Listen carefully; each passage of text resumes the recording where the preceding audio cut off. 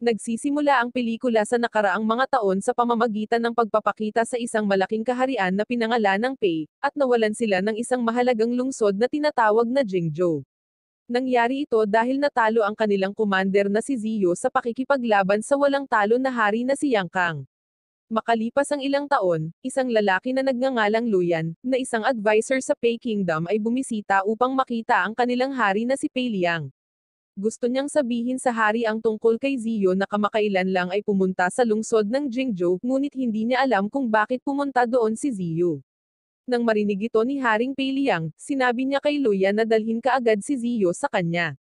Sa kabilang banda, ang asawa ni Ziyo na si Xiao Ai at ang nakababatang kapatid ng hari na si Qingping, ay naglalaro ng dice sa isang board at naniniwala silang mahuhulaan nito kung ano ang mangyayari sa Pei Kingdom. Pagkatapos gumugulong ang dice, sinabi ni Xiao na ang ibig sabihin nito ay isang malaking labanan ang magaganap sa ikapitong araw ng tag-ulan at isang mahusay na tao ang mananalo. Nang maglaon ay nakipagkita si Ziyo kay Pei Liang at sinabi sa kanya na pumunta siya sa Jingzhou upang hahamunin si Yang Kang at bawiin ang lungsod. Nag-aalala si Pei Liang na ang hamon na ito ay maaaring magsimula ng digmaan at masira ang kapayapaan sa pagitan ng kanilang kaharian at Yang Kingdom. Nag-alok si Ziyo na parusahan siya sa pamamagitan ng pagpugot sa kanyang ulo dahil sa paghamon niya ng walang pahintulot, ngunit tumanggi si Pei Liang. Sa halip, inutusan sila ni Pei Liang na patugtugin ni Ziyo at Xiao ang isang musical instrument na tinatawag na guzeng. Ngunit hindi nila pwedeng patugtugin ito hanggat hindi nila nababawi ang lungsod ng Jingzhou. Sa kasamaang palad, patuloy siyang pinipilit ni Pei Liang hanggang sa pinatugtog niya ito at biglang naglabas ng punyal si Xiao para gawin ang hindi maisip. Mabilis na pinigilan ni Ziyo ang kilos ng kanyang asawa at saka ginupit ang sariling buhok bilang tanda ng kanyang kasalanan sa hari bago tuluyang niyaya itong lumabas sa royal room. Nang umalis sina Ziyo at Xiao Ai, nagkaroon ng ideya si Luyan.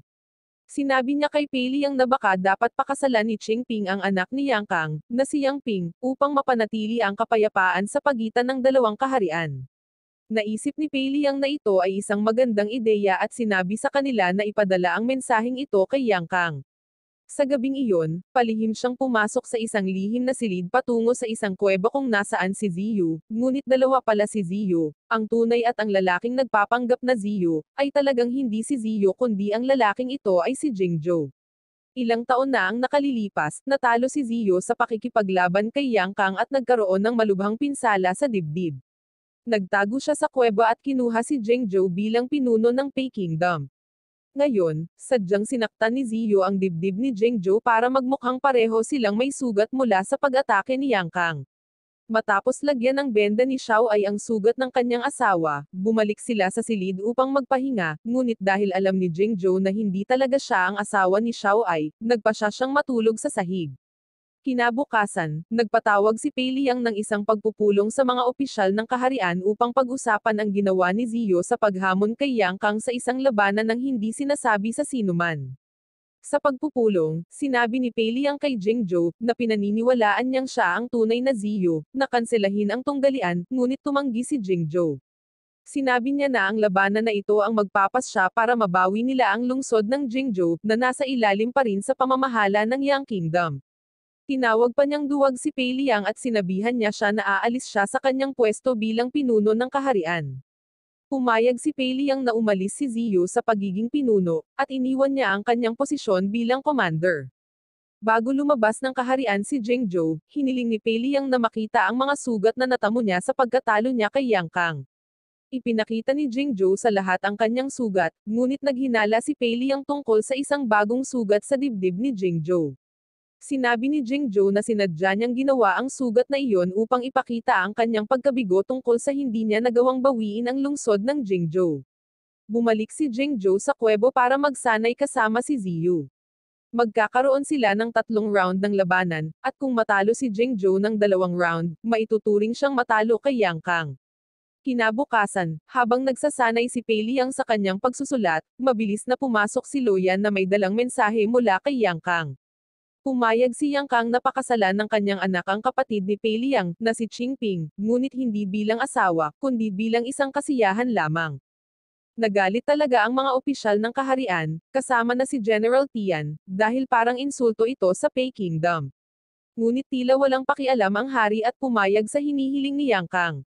Nagalit si Qingping sa kanyang kapatid na hindi lumaban para sa kanya. Samantala, sa kaharian ni Yang Kang, tinuturuan ni Yang Kang ang kanyang anak, na si Yang Ping, kung paano gumamit ng espada sa kanilang pagsasanay. Pagkatapos, pinag-usapan nila si Ziyu, na hinamon si Yang Kang sa isang tunggalian para manalo at mabawi ang lungsod ng Jingzhou. Naniniwala sila na ang Yang Kingdom ay may mas malakas na hukbo kaysa sa Pei Kingdom, dahil pinapaalis ng Pei Kingdom ang ilan sa kanilang opisyal. Sa isang nakatagong kuweba, ipinakita ni Ziyu kay Jingzhou ang isang pamamaraan upang ipagtanggol ang kanyang sarili laban sa mga pag-atake ni Yang Kang gamit ang isang umbrella knife weapon. Tuwang-tuwa si Jingzhou na malaman ang kasanayan na ito, at hiniling ni Ziyu kay Xiao Ai na tulungan niyang sanayin si Jingzhou upang makabisado niya ito. Nang matapos ang pagsasanay, pumunta si Jingzhou sa kagubatan upang patugtugin ang kanyang instrumento. Doon, nakita siya ni General Tian, na nagtanong sa kanya kung bakit marunong siyang tumugtog ng ganoong instrumento. Tinanong ni General Tian kung saan ito nakuha ni Jingzhou, at nang walang pag-aalinlangan, dinala ni Jingzhou si Tian sa lihim na kuweba upang makita ang totoong Ziyu, ang taong gumawa ng instrumentong iyon. Nang dumating si Tian sa kuweba, nagulat siya nang malaman niya na ang totoong Ziyu ay nagtatago doon sa lahat ng panahon at hiniling niya kay Jingzhou na pumalit sa kanya bilang isang anino. Pagkatapos ay isiniwalat ni Ziyu ang isang malaking plano upang matupad ang kanyang mga pangarap sa tulong ni Jingzhou. Hahamunin ni Jingzhou si Yang Kang, habang si Tian ay mamumuno sa isang grupo ng mga preso na salakayin ang lungsod ng Jingzhou at patayin si Pei Liang upang si Ziyu na ang maging hari. Kung magtagumpay si Ziyu, nangako siyang gagawin niya si Tian bilang commander ng kaharian. Pumayag si Tian sa plano. Kinabukasan, sinimulan ni Tian na turuan ang mga bilanggo ng kaharian ng umbrella knife technique na natutunan niya kay Ziyu. Samantala, sa lihim na kuweba, humihigop ng tsaa sina Ziyu at Jingzhou at pinag-uusapan nila ang nanay ni Jingzhou, na buhay pa. Ibinunyag ni Ziyu kung nasaan ang kanyang ina at nangakong papauwiin si Jingzhou kung matatalo niya si Yang Kang sa tunggalian. Nang marinig ito, lalong naging determinado si Jingzhou na manalo at makasamang muli ang kanyang ina. Pagkatapos ng pag-inom nila ng tsaa, umalis si Ziyu at iniwan niya si Jingzhou sa kwarto ni Xiao Ai. Dahil ito na ang huling gabi nilang magkasama, sinabi ni Jingzhou kay Xiao Ai na gagawin niya ang lahat ng gusto niya. Kanina pa siya tinutukso ni Xiao Ai at hiniling na magsaya silang dalawa. Pumayag naman si Jingzhou, hindi alam na si Ziyu ay lihim na nagmamasid mula sa likod ng isang butas sa dingding at mukhang galit na galit sa ginagawa ng kanyang asawa at ni Jingzhou. Sa araw ng labanan sa pagitan ni Jingzhou at Yang Kang, dumating si Jingzhou sa lungsod ng Jingzhou sakay ng Big Bamboo Raft na may simbolo ng Yin at Yang. Hinamon niya si Yang Kang sa isang tunggalian, kaya nagbigay ng babala si Yang Ping sa kanyang ama na mag-ingat dahil maaaring lihim na dinala ni Jingzhou ang kanyang puwersa. Naging totoo ang mga hinala ni Yang Ping, dahil sa ilalim mismo ng bamboo raft, naroon si Tian at ang kanyang grupo na handa ng sumisid sa tubig at pumasok sa lungsod sa pamamagitan ng isang daanan sa ilalim ng dagat. Medyo nagulat ang general nang makita niya si Qingping na kasali sa mga bilanggo na sumama sa pag-atake. Ipinaliwanag niya na gusto niyang tulungan si Tian na bawiin ang lungsod ng Jingzhou para sa Pei Kingdom. Bumalik sa bamboo raft, sinimulan nina Jingzhou at Yang Kang ang kanilang labanan. Ipinakita nila ang kanilang mga kasanayan sa pamamagitan ng paggamit ng kanilang sandata. Nagawa ni Yang Kang nasaktan si Jingzhou ng ilang beses gamit ang kanyang sword spear, ngunit si Jingzhou, na determinadong huwag magpatalo, ay lumaban gamit ang kanyang umbrella knife. Kasabay nito, si Tian at ang kanyang mga tropa ay tahimik na pumasok sa lungsod at pinabagsak ang mga gwardya gamit ang mga pana at palaso. Gumamit silang lahat ng umbrella knife bilang parehong sandata at kalasag upang makarating sa sentro ng lungsod at labanan ang mga sundalong kaaway na nakabantay sa Jingzhou. Nang makasagupa nila ang puwersa ng Yang Kingdom, sumiklab ang labanan sa pagitan ng dalawang kaharian. Sa bamboo raft, patuloy na lumaban si Jingzhou kay Yang Kang, kahit na siya ay nahihirapan laban sa mga pag-atake ng hari ng Yang Kingdom. Nang ginamit ni Yang Kang ang paborito niyang spear move at natamaan ang umbrella knife ni Jingzhou, ngunit biglang gumamit si Jingzhou ng teknik na itinuro sa kanya ni Ziyu. Iniikot ni Jingzhou ang umbrella knife, dahilan para mabitawan ni Yang Kang ang kanyang sibat, ngunit mabilis na binawi ni Yang Kang ang kanyang sandata at muling umatake, na nagdulot ng matinding pinsala sa likod ni Jingzhou.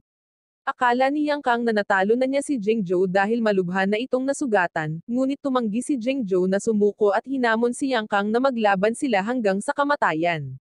Tinanggap ni Yang Kang ang hamon ng walang pag-aalinlangan.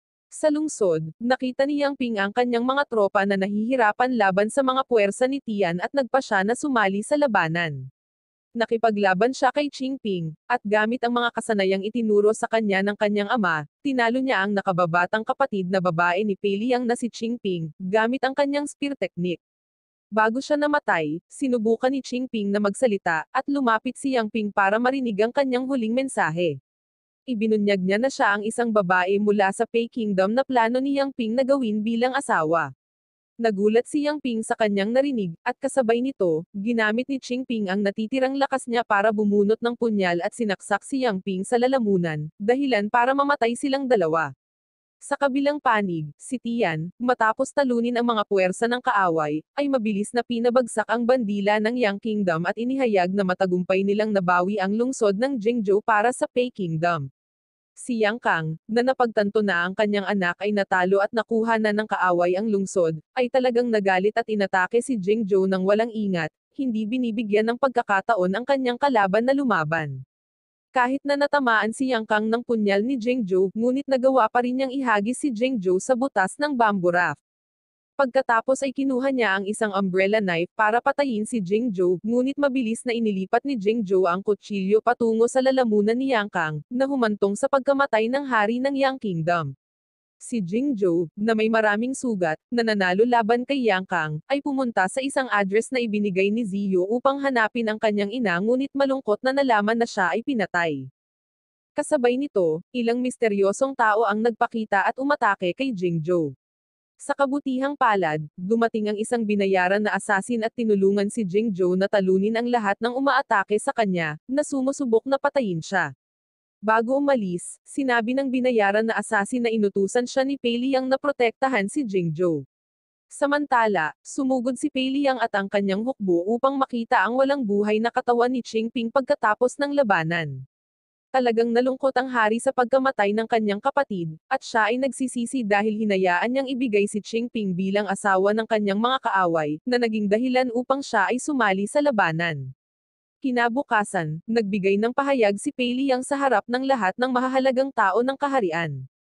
Sinabi niya sa kanila na ang lungsod ng Jingzhou ay bumalik na sa kanilang teritoryo ng Pei Kingdom at tinanggap si Jingzhou, na kilala pa rin bilang si Ziyu, bilang isang bayani. Matapos pumasok si Jingzhou na marumi at sugatan, hiniling ni Pei Liang sa lahat maliban kay Xiao Ai, Jingzhou at Luoyan na lumabas ng silid. Samantala, sa lihim na kuweba at tatlong mamamatay tao na ipinadala ni Pei Liang ang nagsasagawa ng misyon na patayin si Ziyu. Nalaman ng hari ang lahat ng mga nakatagong plano ni Ziyu, kabilang ang plano niyang sakupin ang Pei Kingdom. Bumalik sa Royal Hall, hindi nagaksaya ng oras si Pei Liang. Pinatay niya si Luoyan, na sinisi niya sa pagkamatay ni Qingping dahil iminungkahi niya ang kasal nito kay Yang Ping. Pagkatapos, sinabi ni Pei Liang kay Jingzhou na alam niya ang lahat tungkol sa pagtatago ni Ziyu sa lihim na kuwebo.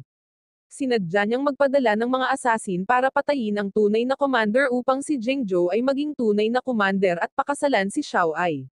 Maya-maya pa ay pumasok sa kwarto ang isa sa mga asasin na nakabaluti na may bitbit na kahon na tila naroon ang ulo ni Ziyu sa loob. Ngunit nang buksan ito ni Pei Liang, wala itong laman. Bago pa siya makapagtanong tungkol dito, biglang sinaksak ng asasin ang hari sa tiyan gamit ang kanyang espada, na iniwang walang magawa si Pei Liang. Nang tanggalin ng asasin ang saplot sa kanyang ulo, nakakapagtaka, ito ay si Ziyu na nakabalat kayo bilang asasin, at natalo niya ang lahat ng mga asasin na ipinadala ng hari. Pagkatapos ay sinabi ni Ziyu sa kanila na ang hari ang pumatay sa ina ni Jingzhou kaya't hiniling niya sa kanyang anino na pugutan ng ulo si Pei Liang upang siya ang maging hari. Nang si Jingzhou ay susunod na sa utos ni Ziyu, sinubukan ni Ziyu na tahimik na patayin ang kanyang anino. Buti na lang at natauhan si Jingzhou at sinaksak si Ziyu. Una, isiniwalat niya na alam niyang si Ziyu ang pumatay sa kanyang ina dahil si Ziyu lang ang nakakaalam kung nasaan siya. Walang pag-aalinlangan, pinatay ni Jingzhou ang hari at inilagay ang kanyang espada sa kamay ni Ziyu para magmukhang pinatay ni Ziyu si Pei Liang. Samantala, nakita ni Xiao Ai ang lahat ng ito nang may takot at nanatiling tahimik. Sa huling bahagi ng pelikula, lumabas si Jingjo ng silid upang sabihin kay Tian at sa lahat ng mahahalagang tao sa kaharian na patay na si Pei Liang dahil pinatay siya ng asasin at pinatay rin niya ang asasin na pumatay sa hari. Sa loob ng silid, nagmamadaling sinundan ni Xiao ay si Jingjo ngunit huminto siya sa likod ng pinto.